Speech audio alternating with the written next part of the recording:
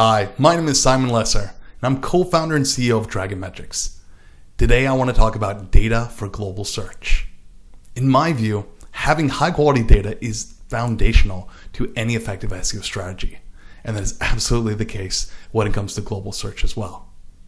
Now, as SEOs, our data comes from SEO tools, and there is no shortage of SEO tools. There are so many. If you go to g2.com and kind of scroll through all the SEO tools out there, you say, wow, there's 644 SEO tools just on this website listed. So yeah, there's no shortage. But the problem is, at least for global search, is that almost every one of these tools are focused on Google and maybe Bing or something like that. But what do you do if you're trying to target a country where maybe Google isn't the primary focus or is just one of the focuses that you need to take a look at? Then you might not have know where to get that data. So we're going to take a look at Dragon Metrics today, because Dragon Metrics, we're looking at all the major search engines globally. So yes, of course, Google and Bing globally, Yahoo globally, but Baidu in China, Naver in South Korea, and then smaller ones too, like 360 Search in China, and Sogo in China, and Yahoo in Japan or anywhere else that's popular. Seznam in Czech Republic or Czechia, DOM, and even ChatGPT, which is not really relevant to this. But so we're trying to say, hey, wherever you are in the world, we want to be able to provide good data on those search engines. So let's take a look at that today. So Dragon Metrics, it is an all-in-one platform that covers lots of different areas of your SEO, but we're not going to focus on that today. What I want to do is I want to talk about how can you use Dragon Metrics to get data for Baidu and Naver or other search engines that are not Google, essentially. So let's take a look first at Baidu, because it's the biggest one, the biggest non-Google search engine out there. There's a lot of people in China, so and they're primarily using Baidu. So first off, what I want to do is take a look at we're going to do competitive research, right? So this is where I can just kind of type in any site, any domain or subdomain, subfolder, or URL, and instantly see the traffic to the site and ranking keywords and everything like that. It's all available here. So you can see we've got trends going back to 2018 in terms of traffic, and this works for any site if you type it in. So the overview page kind of summarizes what kind of data that we're going to see here, but I'm going to kind of go along through this data step by step. So first up, if you just want to say, what keywords are any site ranking for? And that's what you can find on the organic keywords page. So here, we can see the keyword and the ranking URL, the ranking position. This is an estimate of how much traffic they're getting. And there's a couple other really special things here, is that Dragon Metrics does have monthly search volumes, so you can see how popular these keywords are. And even more interesting than that, I would say, is, so if you are running a Baidu ads campaign, you have access to search volumes in their keyword planner. But the thing is, first of all, it's hard to run ads on Baidu because you need either a partner or you need to have a Chinese company in China to do that. So most people don't even have access to Baidu search volumes at all. So that's a big problem. It's not nearly as open. But the other thing is, let's say you are spending with Baidu ads, you're not going to have any sort of history search volumes. So they only provide the most recent 30 days. I think it's crazy, but that is what's available. So Dragon Metrics has data going back to 2020 for search volume trends, and that's the other option that you have is something called Baidu Index. It's kind of like Google Trends for Baidu, but and it's very useful. It has a lot of detailed data there, more than just search volumes. But the problem, it doesn't have the exact number of people searches. It just has kind of a popularity index. So Dragon Metrics is, as far as I know, the only place that has search volume trends of anywhere on the web, even on Baidu. So this is great for understanding, changes in popularity. So here, if we're looking at the keyword Labor Day, well, we can see, every May around, that's when this keyword is getting popular. So having those trends is really, really useful to be able to see. So we've got search volume trends. And then for everybody who doesn't read Chinese, we also translate these keywords to English. That way you can do kind of keyword research where you kind of do competitive analysis on, you know, your competitor's site or find out what's going on, just even if you don't speak Chinese. So it is machine translated. We didn't, you know, manually translate every single keyword in our database. But for the most part, for proper nouns especially, it's pretty good. But you might see something strange in there. So that's really nice to be able to see here. Okay, so that's the organic keywords page, but you can also see who your main competitors are. And if you click on a site, if you say, you know, what's going on here, then you can get the same type of data as we just saw there. You can see what is the top content. What kind of content does Baidu like the most? What's getting the most amount of traffic? You can see that. And you can see an analysis of which subdomains are getting the most traffic here too. And then if you click on one, you can you know, do a deep dive just into that subdomain as well. Same thing with subfolders, exact same thing, just kind of looking at how that's distributed. And if you do have an international site, you can see how that traffic on Baidu compares to all the other countries. Now, this one is not very interesting at all because it's just targeting China. It's ctrip.com, right? So 98% of their global traffic comes from China. A tiny bit comes from, you know, Hong Kong.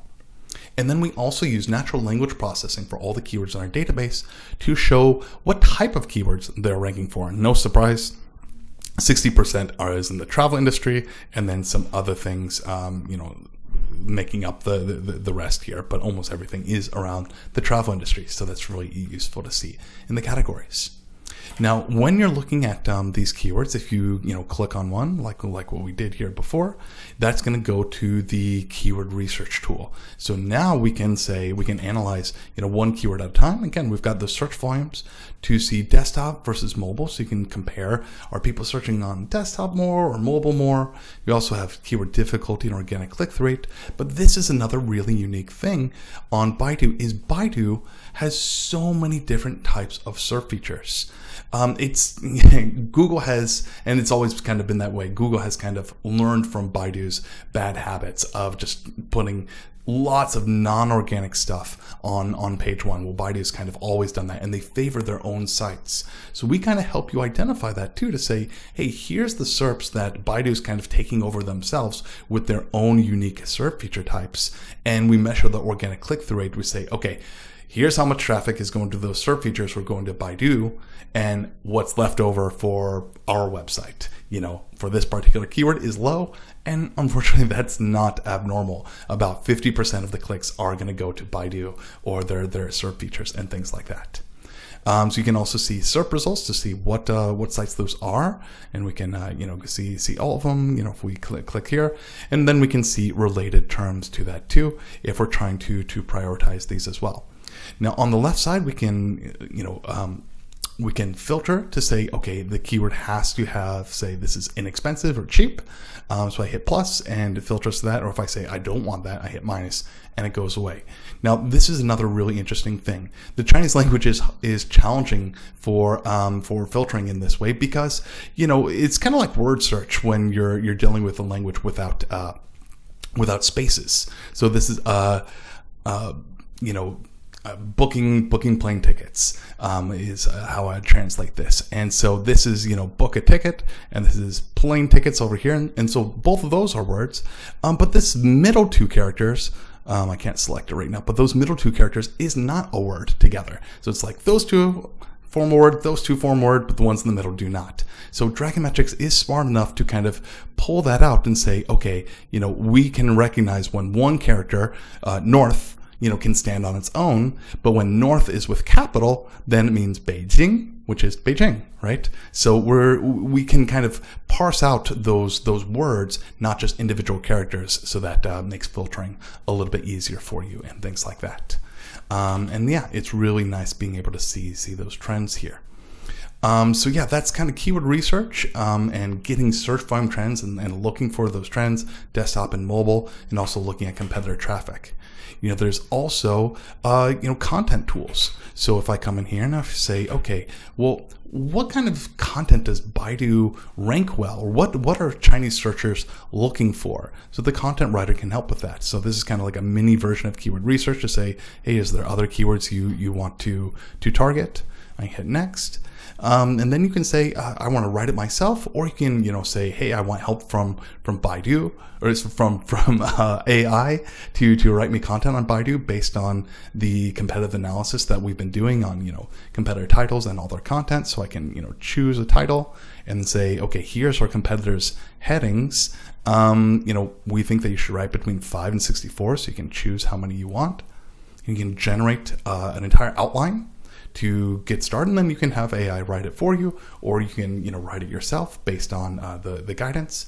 But the really important thing here is that we're kind of analyzing the content for you, the SERP for you. Yeah, so here's some headings, and you say, okay, yeah, that looks good.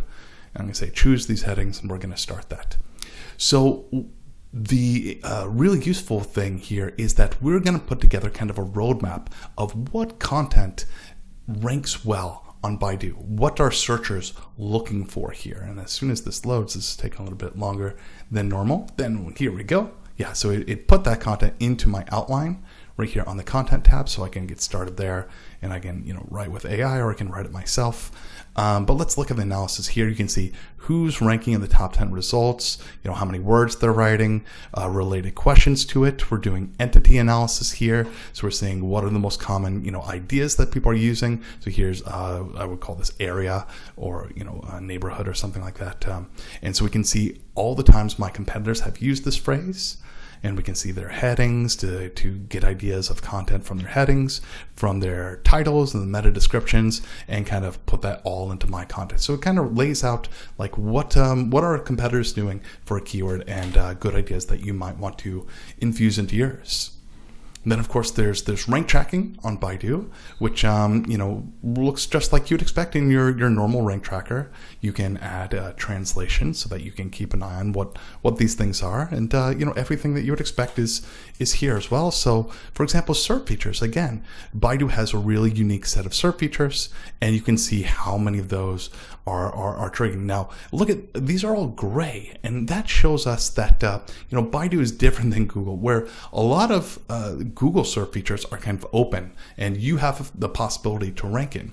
Baidu is a little bit more stingy and selfish. The SERP features are mostly for them, for Baidu.com to rank in. So there's not as much opportunity for your site to rank in, but if there is the possibility, then we will track how your site is doing in those SERP features. So it's really interesting to see, and you can see trends over time to see, are those types of results showing up over time here as well. Are they increasing or decreasing? Baidu has started showing their own version of AI overviews as well, so it's really important to kind of keep track on that as well.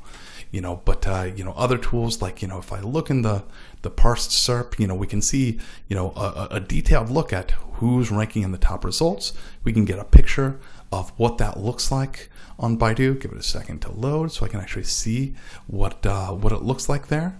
You can see, are the SERP features showing up over time? And you can see how it's been fluctuating over time too. Is it constant, or are we getting a lot of fluctuations here? So lots of cool things that we can do there. But that's kind of similar to how you would normally expect a rank tracker to work.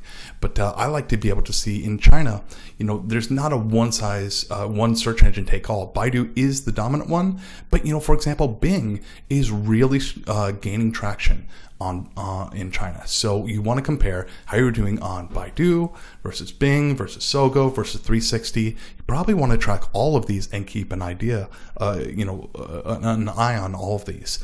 And so here we can see our translation. You can go into details to compare, hey, are all these search engines ranking the same URL? And not exactly. We can go through a few of them to see, are they same across search engines, or are they different? Well, that one's lost a bunch of rankings, so that one's not as interesting. Okay, one of the most interesting features that we're going to take a look at is basically on Baidu. A lot of people need to adapt a different strategy. So because Baidu is ranking their own content so much of the time, number 1 is Baidu, and number 3 is Baidu, and number 4 is Baidu. How can I possibly rank my own site on Baidu? Well, one popular strategy is to say, well, I'm going to put my content onto Baidu.com. And, because a lot of it is user-generated content, so you can do things like that. So, well, how can you possibly track that in an SEO tool? And that's what we're going to look at here. Let me see if I can find it. What we're going to do is we're going to go to something called a site alias. Site alias is saying, like, hey, here's all the content that I've built around the web. Now, it's not on my site. It's located somewhere else. So let's pretend, let's go back here and let's say, this is an article that I wrote. And now it's not on my site, it's on Baidu's. And so let's check it out. So right now I'm not ranking at all there, but because it's not counting the URL that I created. So I'm gonna add that one and say, hey, that's actually me. So let's do this search again. Let's refresh this page. And after it loads, now we're going to be able to see, well, sometimes it takes a couple seconds to refresh the cache.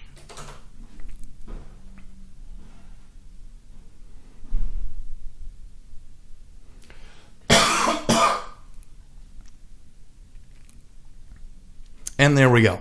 We can see now we're ranking at position 1. Now it's not on my site, it's this content that I've written on Baidu.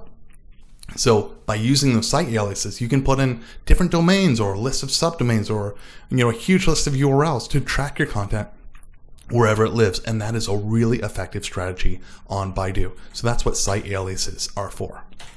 Now that's a quick look at Baidu. What about for Naver? Now, I don't I don't speak or read Korean, so I'm not going to be quite as useful on this one. But let's take a look. Let's start by looking at the Naver SERP. When we do a search on Naver, we can see that things are really different. The SERP just looks totally different than we would expect. These are a huge amount of ads, and then here's like a cars shopping area, then FAQs, and then I think this is news, and then what is that? I can't see. Just all images and wikis and all these things, and just a tiny spot for websites. And then when you go to page 2, now it looks like a traditional SERP.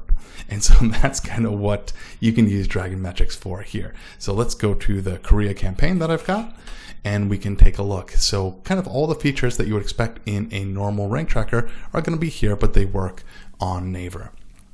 And so another really interesting thing that I want to show once this loads up is how different devices on Naver works here. So here, are we looking at Naver? I think so. We can look at it, the parse SERP, and we can see actually what that SERP looks like on Naver, just like that. And all the same SERP rank tracking features work the same way there. So you can keep an eye on your Korea campaigns. And of course, I'm going to need the translation for those. Now, one interesting thing that you're going to see here is, check this out.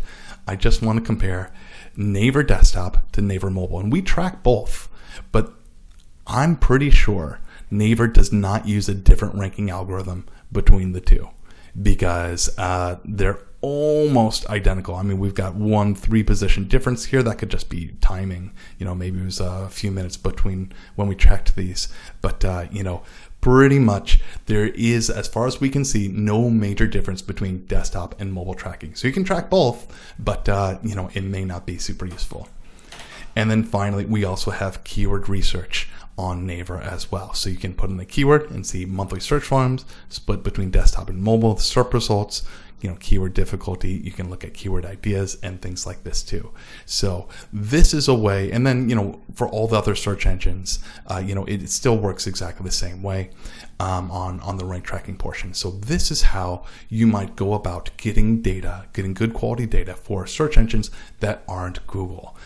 So whichever search engine anywhere in the world, that might be a good place to consider. So thanks everybody.